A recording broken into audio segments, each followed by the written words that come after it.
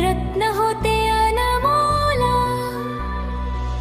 जगाला त्यांनी शिकवले शिक्षणाचे खरे मोल.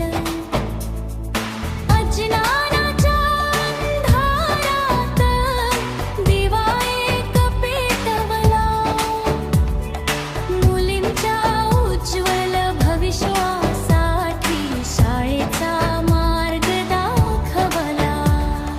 डगर चिखल सहन केले, अपमानही सोसले, पण शिक्षणाचा वसा. आपण दरवर्षी खूप मोठ्या उत्साहाने सावित्रीमाईंची जयंती उत्साहाने साजरी करतो. ती आज आकाशापर्यंत उडून आज शिकलेल्या मुलीमुळे जग पुढे चालत आहे. सावित्रीच्या त्यागामुळेच स्वप्न पूर्ण होत आहे. पतींचे नाव महात्मा ज्योतिबा फुले असे होते. शास्त्रज्ञ बनलो, जगाची सुविधा सामान्य व्यासपीठावरील मांडणी आणि असंच करत मी त्यांचे साथ दिले. त्यांच्यामुळे मला पहिली महिला शिक्षिकेचा दर्जा मिळवला. माझ्या वडिलांचे नाव खंडोजी नेवते पाटील होते व आईचे नाव लक्ष्मीबाई होते. अगदी 9 वर्षापासून शिकली मुलींसाठी पहिली शाळा. उंचावरी पताका आयुष्य सारे गेले गरिबांच्या शिक्षणाला. साऱ्या भारतामध्ये हो कीर्ती तिनेच जागिवली. साऱ्या भारतामध्ये हो कीर्ती पुण्यात लाविली. कन्या शाळेची पहिली पाटी पुण्यात लावली. दूरदर्शनाची असती माता सावित्रीबाई, जर का तू नसती कोवळ्या फुलू लागली फुले ग. आल्या सावित्री फुले मुलींचे शिक्षण केले खुले ग. आल्या सावित्री. ओळखलं का?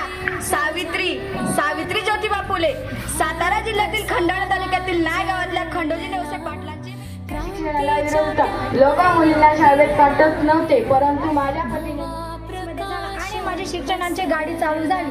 मला जोतीराव शिकू लागले. मी आज शिकले. आहे माईंची ज्ञानाच्या त्या देवतेची.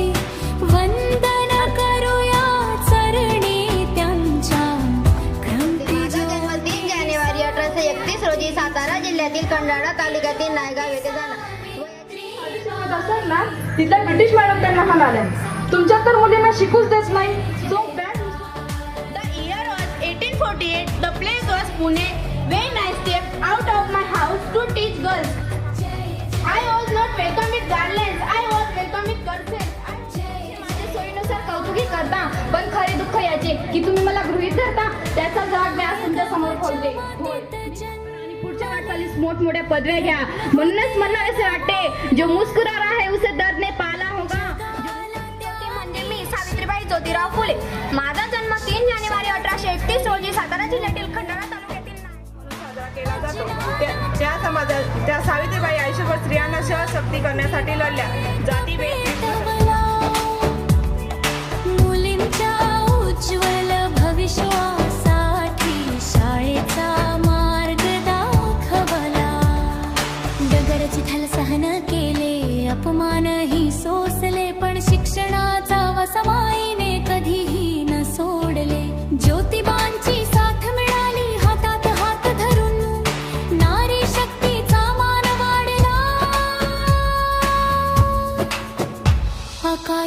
आकाशापर्यंत उडून आज शिकलेल्या मुलीमुळे जग पुढे चालत आहे. सावित्रीच्या त्यागामुळेच स्वप्न पूर्ण होत. श्रीयुत ML सर आणि माझे सर्व बांधव आणि तुम्ही गोड मुलं मुली